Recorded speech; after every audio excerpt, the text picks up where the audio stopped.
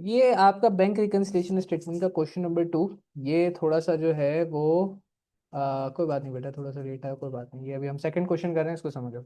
अब ये आपका सेकंड कैटेगरी का सवाल है। ये कैटेगरी फुल फ्लैज बेसिकली जो सवाल होता है, जो रियलिस्टिकली आपको बैंक रिकन्सिलिएशन स्टेटमेंट बनानी पड़ती है, तो वो कुछ इस तरीके से आपके पास सवाल आते हैं।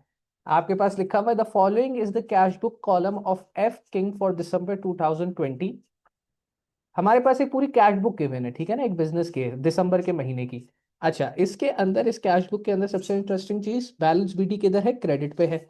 How is it interesting? बस इस वजह से इंटरेस्टिंग है कि भाई ये अब आपके एक ओवरड्राफ्ट के बैलेंस को रिप्रेजेंट करिए कि कैश बुक का दिसंबर के महीने में ओपनिंग बैलेंस ओवरड्राफ्ट में गया हुआ था।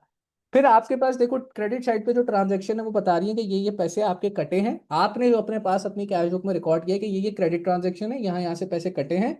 और फिर आपने कुछ डेबिट ट्रांजैक्शंस को रिकॉर्ड किया हुआ है कि भाई यहाँ यहाँ हमारे पैसे आए हैं। तो आपके पास ये तीन बेसिकली जो है वो डेबिट ट्रांजैक्शंस हैं।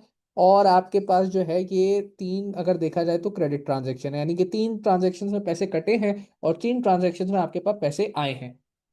अपेरेंटली जो आपने फिर कैश बुक को जिस तरीके से like any other T account उसका क्लोजिंग बैलेंस निकाला, तो बैलेंस सीडी आप जरा रियलाइज करें, मैं हाईलाइट कर रहा हूं उसको येलो से। Balance CD 1682 on the debit side आया है, विच मीन्स के महीने के आखिर में भी आपके बैंक अकाउंट का बैलेंस ओवरड्राफ्ट था। बैलेंस सीडी अगर यहाँ 1682 का आया है, तो इट मीन्स अगर आप बैलेंस बीडी लिखने बैठोगे, तो balance BD will come on where, balance BD will come on the credit side. यहाँ पे आपका बैलेंस बीडी आएगा और सेम अमाउंट से आएगा, 1682 से आएगा। तो पता ये चला कि भाई दिसंबर के महीने के एंड में आपकी कैश बुक के हिसाब से आपका बैलेंस किधर गया हुआ है, ओवरड्राफ्ट में गया हुआ है, नेगेटिव बैलेंस गया हुआ है। देन आपके पास एक बैंक स्टेटमेंट मौजूद है। मैंने कहा भी था कि आप लोग बैंक स्टेटमेंट देख के आइएगा। आप लोगों ने अगर नहीं भी देखी तो this is how a typical bank statement will look like. आपके पास डेबिट क्रेडिट होता है और फिर आपके पास बैलेंस की फिगर होती है। अच्छा, यहाँ पे आप 1 दिसंबर को जो बैलेंस है, बैंक स्टेटमेंट का बैलेंस है, वो क्या है, 1900 है। और उसके आगे उसने लिखा हुआ है ओवरड्राफ्ट। जनाब अगर वो यहाँ पे ओवरड्राफ्ट नहीं लिखता ना, तो वो यहाँ पे डीआर या सीआर लिखता। और अगर वो डीआर या सीआर लिखता तो इस केस में वो फिर इसको as a debit balance record करता, बिकॉज क्योंकि बिजनेस का ओवरड्राफ्ट हुआ हुआ है। सुनिएगा इस बात को, बिजनेस का क्या है, ओवरड्राफ्ट हुआ हुआ है। नॉर्मल केस में हम कहते थे बिजनेस में पड़ा हुआ पैसा बिजनेस के लिए एसेट, बैंक के लिए लाइबिलिटी। लेकिन अगर अब बिजनेस ने ओवरड्राफ्ट लिया हुआ है, तो वो बिजनेस के लिए लाइबिलिटी है, बट बैंक वालों को वो पैसा रिसीव होना है। तो बैंक वालों के लिए वो क्या है, एसेट है। तो यहाँ पे अगर इसको मैं लिख के बताऊं आपको, या इंग्लिश वर्ड के अंदर रिटर्न होता है ये, और ओडी ना लिखा हुआ होता, तो it would be written that bank statement on the 1 December had a debit balance of $1900। अभी जो पिछला सवाल हम लोग क्वेश्चन नंबर 1 करके आए, उसमें लिखा हुआ था bank statement had a credit balance. तो मैंने आपको बताया था ये पॉजिटिव बैलेंस है, क्योंकि बैंक वाले अगर एक चीज को एज ए लाइबिलिटी रिकॉर्ड करके बैठे हुए हैं, सॉरी, बैंक वाले अगर एक चीज को as a credit balance record कर रहे हैं, तो वो बेसिकली बता रहे हैं हमारी लाइबिलिटी है, इस बंदे के अकाउंट में पैसे पड़े हैं, अब इसको रीपे करना है, दैट इज वाई हमने क्रेडिट बैलेंस रिकॉर्ड किया हुआ है। लेकिन अगर बंदे का अकाउंट ओवरड्राफ्ट में है, नेगेटिव गया हुआ है, तो फिर आपका जो बैलेंस है वो किधर आएगा, वो बैलेंस आपका बैंक स्टेटमेंट के अंदर वो balance as a DR, as a debit balance record किया जाएगा। क्योंकि अब जब बिजनेस का ओवरड्राफ्ट हुआ हुआ है, बिजनेस को पैसे देने हैं, बैंक को पैसे रिसीव करना है, तो जो भी ओवरड्राफ्ट की अमाउंट है वो बैंक के लिए अब क्या बन गया है, एक एसेट बन गया है। खैर, कुछ ट्रांजैक्शंस हैं। अच्छा, ये बात हमारी पहली क्लास में भी हो गई थी कि बैंक स्टेटमेंट के अंदर जो क्रेडिट ट्रांजैक्शन होती है वो इनफ्लो को रिप्रेजेंट करती है, और बैंक स्टेटमेंट के अंदर जो डेबिट ट्रांजैक्शन होती है वो आउटफ्लो को रिप्रेजेंट करती है। यानी कि आपके अकाउंट में जब पैसा आएगा तो कैश बुक में तो आप डेबिट साइड पे रिकॉर्ड करोगे, लेकिन बैंक वाले उसको बैंक स्टेटमेंट में क्रेडिट साइड पे रिकॉर्ड करेंगे, बिकॉज ऑफ द अंडरस्टैंडिंग जो मैंने आपको दी थी कि आपका अकाउंट क्या है, बैंक के लिए लाइबिलिटी है।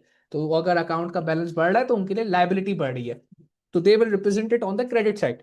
जबकि जब आप पैसे निकालोगे, आउटफ्लो करोगे, तो बैंक वाले कहेंगे कि भाई हमारी लाइबिलिटी कम हो रही है, and they will record it on the debit side. After each and every transaction the balance is updated. तो आप देख सकते हो बैलेंस अपडेट हो रहा है। आफ्टर द लास्ट ट्रांजैक्शन, जो महीने के आखिर में अगर देखा जाए, तो bank statement had a overdraft balance, यानी कि it had a debit balance of 2034। Overdraft है, बैंक वाले कह रहे हैं कि महीने के आखिर में बैंक स्टेटमेंट का बैलेंस कितना है, मैं इसको हाईलाइट कर चुका हूँ, 2034 है। आपकी कैश बुक के अंदर जो क्लोजिंग बैलेंस आया वो कितना आया है, 1682 आया है. Now if I ask you the question, is there a need for reconciliation? Yeah there is definitely a need for reconciliation. आपकी कैश बुक के हिसाब से ओवरड्राफ्ट 1682 का है, बैंक वालों के हिसाब से बैंक स्टेटमेंट में आया कि ओवरड्राफ्ट $2034 का है.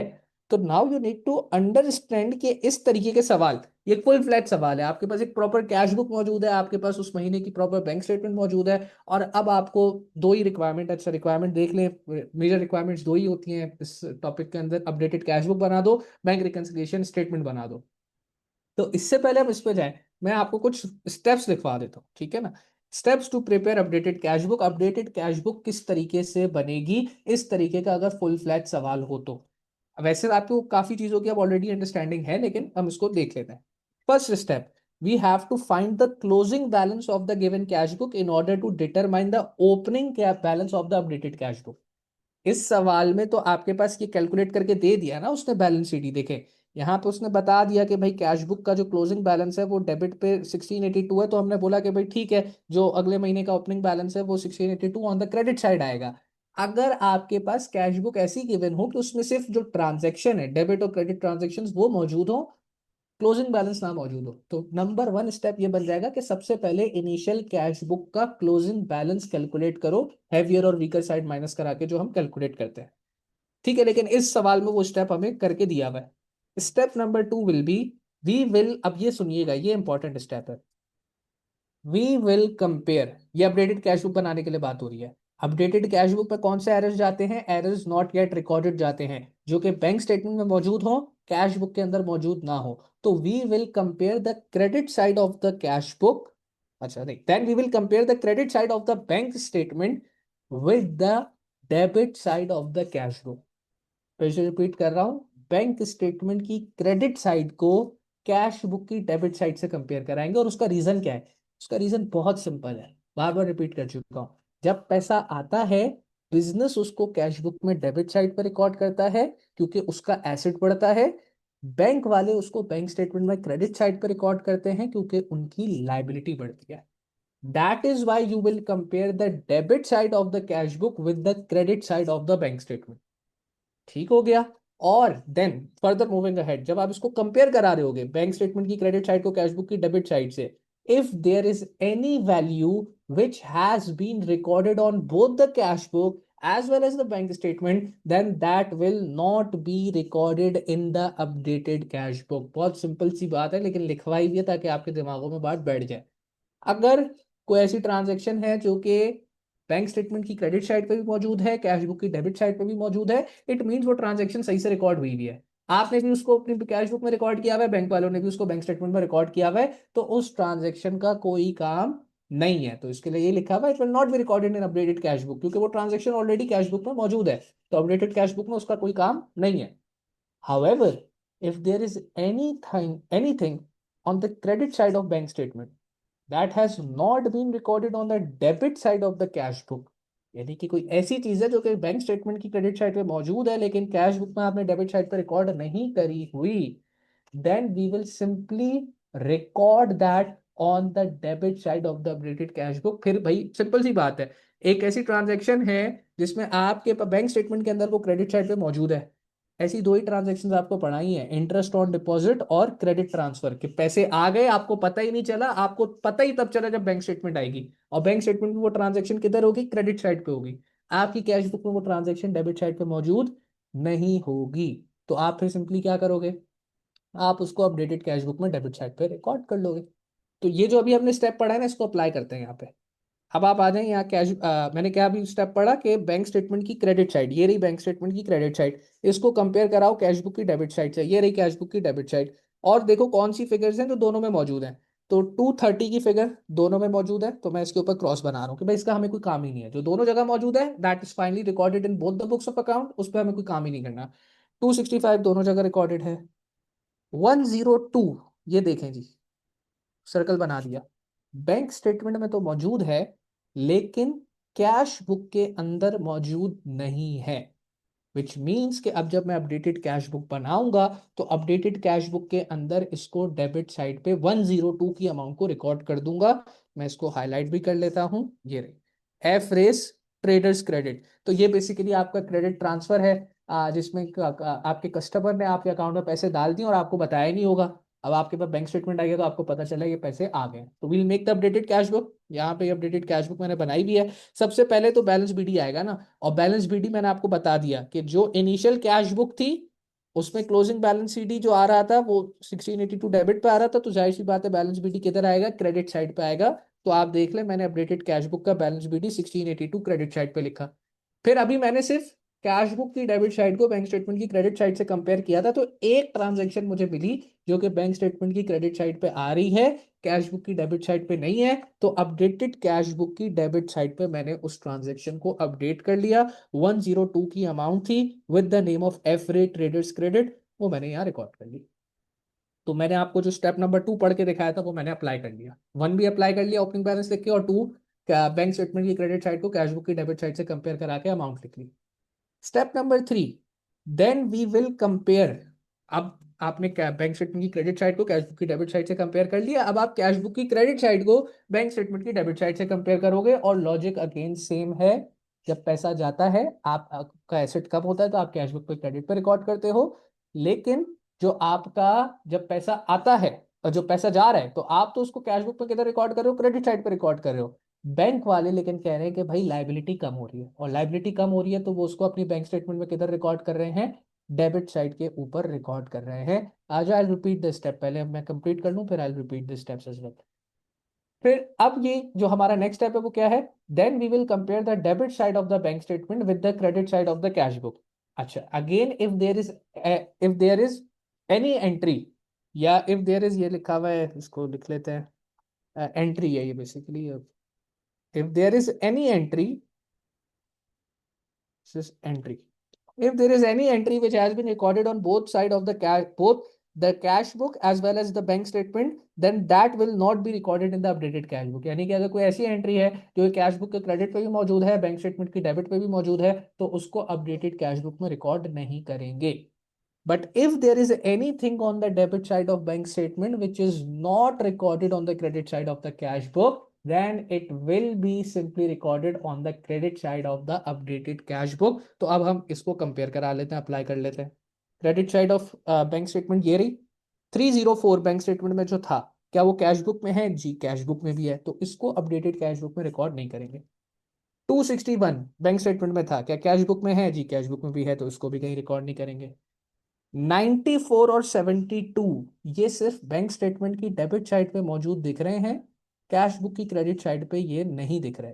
तो इन दोनों को हम हाईलाइट कर लेते हैं, 94 एंड 72। अच्छा, और ये दोनों नाम से भी पढ़ लो, स्टैंडिंग ऑर्डर और बैंक चार्जेस, ये आपको मैंने पढ़ाया हुआ भी है, बताया हुआ भी है कि भाई ये वो पैसे हैं जो कट जाते हैं, पता नहीं चलता, पता कब चलता है जब बैंक स्टेटमेंट आती है। तो बैंक स्टेटमेंट आई तो पता चला कि ये 72 और 94 जो है वो डिडक्ट हुए में है, और कैश बुक के अंदर ये रिकॉर्डेड नहीं है।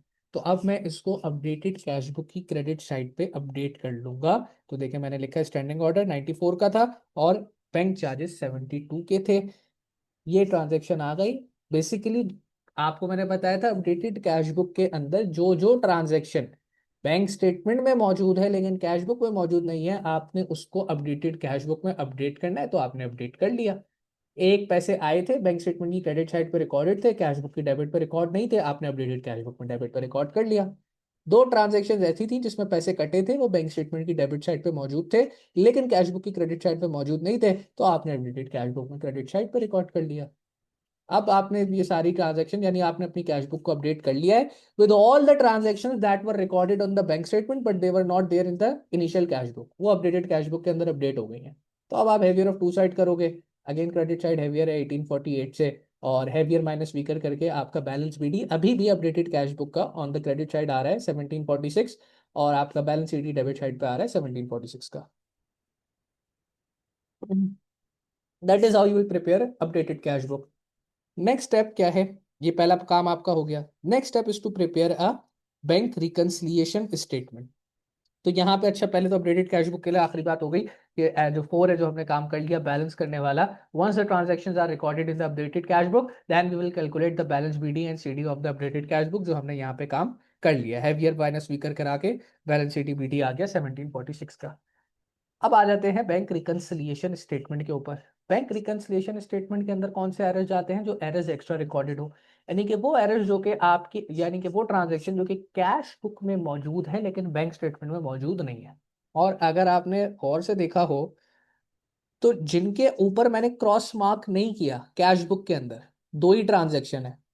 एक ये डेबिट साइड पे W.Britain की 325 की ट्रांजैक्शन है जो सिर्फ कैश बुक के डेबिट पे मौजूद है, बैंक स्टेटमेंट की क्रेडिट पे मौजूद नहीं है। और आपके पास एक ही K.Cole की कैश बुक के अंदर ट्रांजैक्शन मौजूद है जो कि सिर्फ कैश बुक की क्रेडिट साइड पे है, बैंक स्टेटमेंट की डेबिट साइड पे मौजूद नहीं है।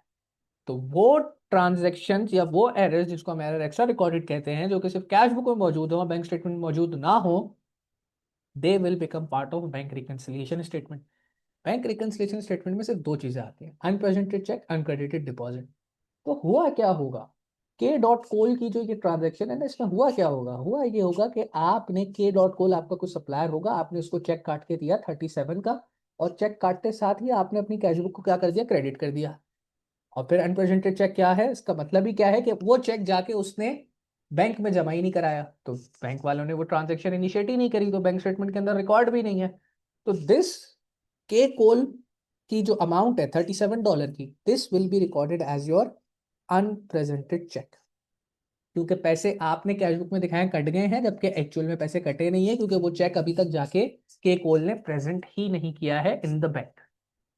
ऑन दी अदर हैंड जो W.Britain वाली अमाउंट है, उसमें क्या हुआ है? आपके पास चेक आया, चेक आते साथ ही अपने कैश बुक को डेबिट कर दिया और लेट से बैंक में जाके चेक डिपॉजिट करा दिया। इससे पहले कि चेक क्लियर होता आपके पास बैंक स्टेटमेंट आ गई, क्योंकि आप रियलाइज करो 31 को जाके चेक जमा कराया W.Britain का, तो 31 को तो उसने क्लियर नहीं हो जाना ना, था ना, उसको एक दो दिन लगेंगे। तो दिसंबर की आपके पास स्टेटमेंट आ गई 31 दिसंबर तक की, तो उसमें ये चेक क्लियर नहीं हुआ, तो ये चेक अमाउंट जो है वो बैंक स्टेटमेंट की क्रेडिट साइड पर रिफ्लेक्ट भी नहीं हो रही। तो that is why this one will be recorded as your uncredited deposit. और इसको चाहो अगर याद रखने के लिए रखना चाहो तो ये बात बहुत सिंपल है। कैश बुक की क्रेडिट साइड पे अगर एक चीज मौजूद है जो कि बैंक स्टेटमेंट की डेबिट पे नहीं है, तो that will always be unpresented cheque. वो कुछ और हो ही नहीं सकती, that will always always be unpresented cheque. और इसी तरीके से अगर कैश बुक की डेबिट साइड पे एक ट्रांजेक्शन हुई भी है जो कि बैंक स्टेटमेंट की क्रेडिट साइड पे मौजूद नहीं है, तो that will always always be recorded as your credit transfer, it will nothing uncredited deposit, it will always be recorded as uncredited deposit, that will not be anything else. ठीक है ना? अब आपने आइडेंटिफाई कर लिया अनप्रेजेंटेड चेक क्या है, uncredited deposit क्या है। Your last step is to make a bank reconciliation statement. You will start with balance as per updated cash book. Balance as per updated cash book आपने निकाल दिया है 1746 on the credit. Credit means overdraft, so it will be recorded as a negative balance as per updated cash book। तो देखिए मैंने जो balance as per updated cash book लिखा, because ये क्रेडिट साइड पे आ रहा है, मैंने इसको ब्रैकेट में लिखा जो कि बता रहा है कि नेगेटिव बैलेंस है कैश बुक का। जब भी अकाउंटिंग के अंदर कोई ब्रैकेट में चीज लिखते हो वो नेगेटिव को रिप्रेजेंट करती है। उसके अंदर अनप्रेजेंटेड चेक ऐड हो जाएगा। अनप्रेजेंटेड चेक कितने का था? 37 का था, वो ऐड कर लेंगे। अनक्रेडिटेड डिपॉजिट 325 का था, वो माइनस कर लेंगे। ऐड सब ट्रैक करोगे, आपके पास balance as per bank statement निकल के आ गया 2034 का। क्रॉस चेक करेंगे फिर जाके कि क्या ये बैलेंस ठीक आया नहीं आया। हमारे पास जो बैंक स्टेटमेंट गिवन थी उसका क्लोजिंग बैलेंस भी 2034 ही था, विच मीन्स कि हमने जो यहाँ balance as per bank statement निकाली है वो ठीक है। और ये देख रहे हो ये ब्रैकेट में आ रहा है, यानी कि ये नेगेटिव बैलेंस है। ये नेगेटिव बैलेंस क्या रिप्रेजेंट कर रहा है? अगेन कि ये ओवरड्राफ्ट है, विच मीन्स कि आपका बैंक भी जो है वो इन अ सेंस बैंक स्टेटमेंट का बैलेंस जो है वो नेगेटिव में गया हुआ है हमारे लिए, बिकॉज वो क्या है? एक ओवरड्राफ्ट है। इवन बैंक वालों ने भी उसको मेंशन किया हुआ है कि ये क्या है? ये एक ओवरड्राफ्ट है। ओडी का मतलब क्या है? Overdraft. So that is how you will do a question जिसके अंदर आपके पास पूरी कैश बुक और बैंक स्टेटमेंट मौजूद होगी। तो आप इस तरीके से कंपेयर करा के जो है वो दोनों चीजें प्रिपेयर करें।